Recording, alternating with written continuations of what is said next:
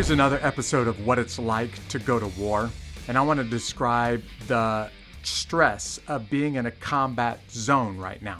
Now notice I didn't say just the stress of being in combat and getting in a firefight. I'm talking about the stress of going to war and being in a combat zone. I didn't really realize that some of the stress, in fact, a lot of the stress of being in a combat zone comes along with the military lifestyle. It's not so much the enemy. It's not so much the battle. It's just being in the military. This is a tough way to live. I learned this the hard way when I was in Somalia. You see, my first combat experience was just a couple of weeks long in the invasion of Panama. And then my next combat experience was only a couple of days long in Desert Storm. But when I got to Somalia, I spent a couple of months in a combat tour. And I had been around the Army long enough that I knew what was expected of me in the Army. I'd been in combat before, so I kind of had an idea of what the enemy was going to throw at me. But this is the first time those two things ever started to exist at the same time. Now, after Somalia, I went on many long combat deployments to Iraq and Afghanistan. And by then, I had learned a few things.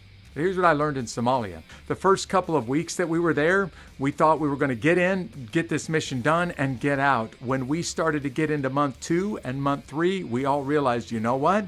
This thing isn't going to get over right away. And now all of those pressures from military life that we put on hold because we thought we were just going to get in, get our mission done, and get out, we would pick up those military responsibilities when we got back to the United States. Well, all of those things were waiting for us. And I remember thinking, we have to get a haircut in combat?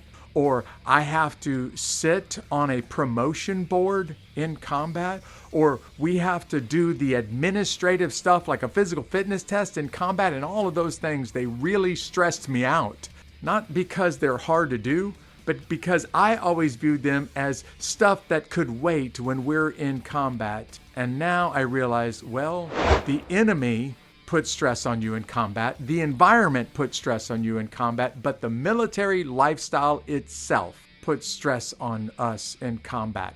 And that's stress that I didn't experience for a couple of days in Desert Storm or a couple of weeks in just Operation Just Cause. I experienced it for the first time when I spent a couple of months in a combat zone and still had all of those military responsibilities hanging over my head. If you've never been to combat before, it can cause you to think, well, combat is different and I can forget about all of the crap that goes along with being in the military, all of those administrative things that I have to do day in and day out in the military. I can just blow those off when I'm in combat. And maybe you can for a couple of days or even a couple of weeks, but you can't blow them off for a couple of months, or for some of the guys that were deployed in the World War II, a couple of years. So what I'm trying to say is, don't minimize the stress that you will be under in combat. The constant threat of the enemy is a stress. The planning for the next combat mission is a stress. The environment itself has a huge vote and puts a lot of stress on you. But then there's also the stress of just being in the military and having to maintain all of those military standards, even when you're in combat. So yes, we took out a pair of hair trimmers and I trimmed my own hair and the hair of the men in my squad, because a haircut was still required even though we were in a combat zone. This is one of those things that nobody really warned me about, and I had to learn the hard way. And so that's why I'm telling you. This is a little bit of what it's like to go to war. See you next time.